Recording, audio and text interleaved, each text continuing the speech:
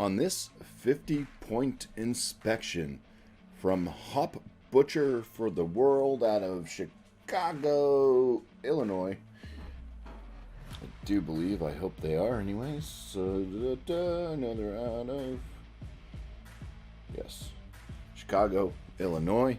I got their TKO, which is a triple IPA. This comes in at 10.5% ABV, and it's got the hops of Mosaic and Nelson Sauvin. TKO. So, I don't know, they seem to have this thing with hot dogs. So, here we go. Got a frightened hot dog with some boxing gloves on. Let's first off thank FLX Beer Reviews for gifting me this beer. So appreciate it very much. To Dan and Mike,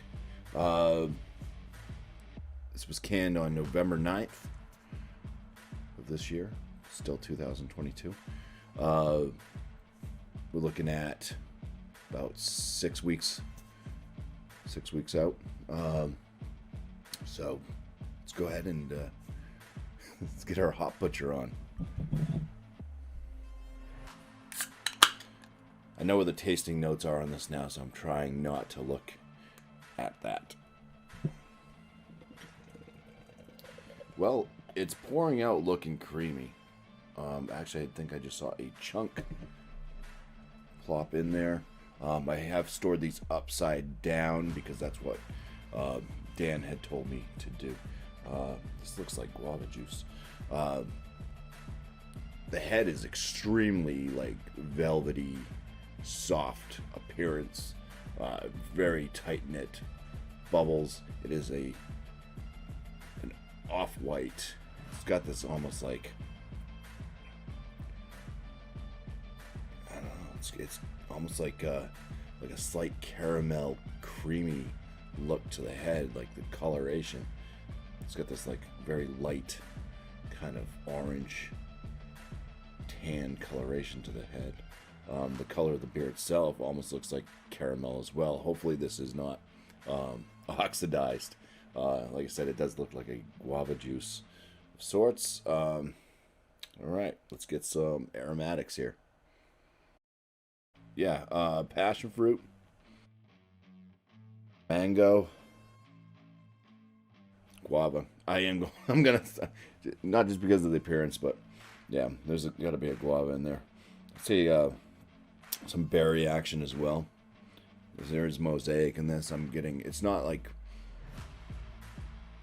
coming off like blueberry, but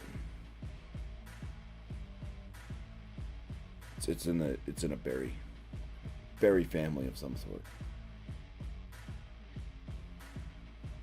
A little bit of a malt sweetness to the nose too, so that's nice. The bombasticness of it. No, it's not flying out of the glass. Okay. Well, anyways, smells pretty darn good. Let's get in for the first swig here, so cheers. That is an explosion of flavor on the palate. Wow. Lots of different notes coming through, kind of. It's, wow, it was sparkly. It almost gave me goosebumps. There was just a heaping helping of fruit notes in this. There's like candied flavors, like the gummy, just fruit bowl. There is a bit of the malt that's present as well. I do get a little bit of a grainy action out of the malt, but too much stuff going on at one time to try to talk about. So now we got to do our best to break this down. All right. First off, let's go with the body. Very creamy mouthfeel. Kind of a medium body to this one. carbonations on the medium. It's a medium. It's got some fizz going on in there, some prickly, but it's very lifty too. Just velvety soft. Nice mouthfeel to this one. Ooh. Yeah, so some malt presence, slight breadiness, kind of crackery wheat. There is a bit of a grain note in there as well. Some of the hop flavors I'm getting, there's definitely a passion fruit in this, mango.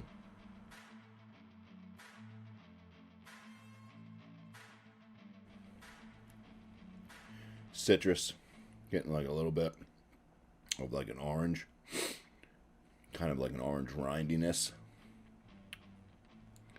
That's where it goes into that bitterness. The bitterness is kind of staying in this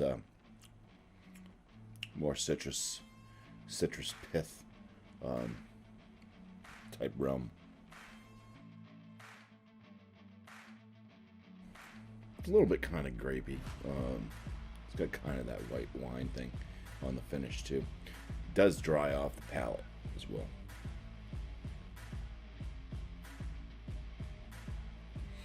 Yeah, a little bit of berry action also on the palate. It's, yeah.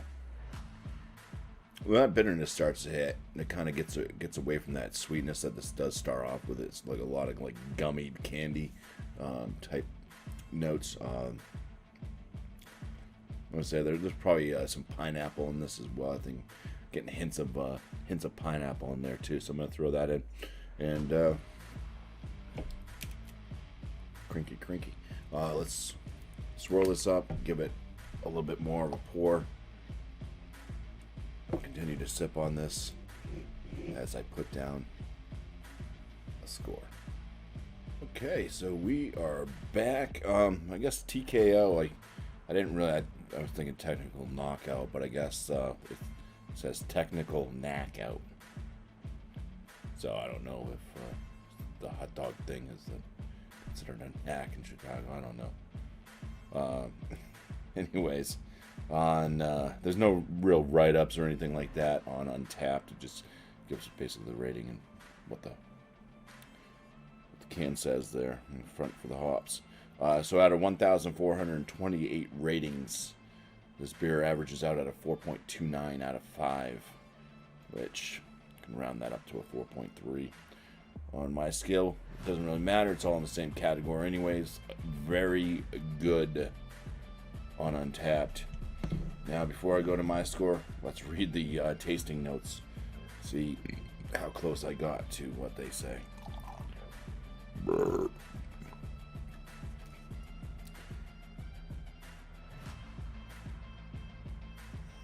Okay, it's so the writing is like this like strange thing. Okay, so it says berry medley. Okay, I got berries. Dank greens. Yeah, this one didn't come off very dank to me. Greens. I don't know. Crisp white grapes. Okay. So there's a little bit of a winey thing in there. White grape. All right. We're just going to go to my my score now. The technical knackout. The appearance, even though it does look like it's oxidized or whatnot, it's okay. It's a milky. It's fine. I'm not gonna ding it. 6 out of 6 for the appearance. On the aromatics, even though not very bombastic, there was plenty of aromatics to get through on this one. Very nice. I was at an 8.5 out of 10. On the flavor score, I'm holding this one at a 15.5 out of 19. I think there's like just a slight hint of alcohol, slight alcohol note in this, but other than that, good. The body, I also put in the mouthfeel in this category, and it's great. 5 out of 5. And my overall, I'm at an 8 8.5 out of 10. So that's going to leave Hot Butcher for the World, TKO, the triple IPA, with a bumpy 43.5 out of 50, which is going to land this as a very good beer. Just want to say cheers. Thank you all for watching. I appreciate FLX as well. Link to their channel right here. Thank you guys.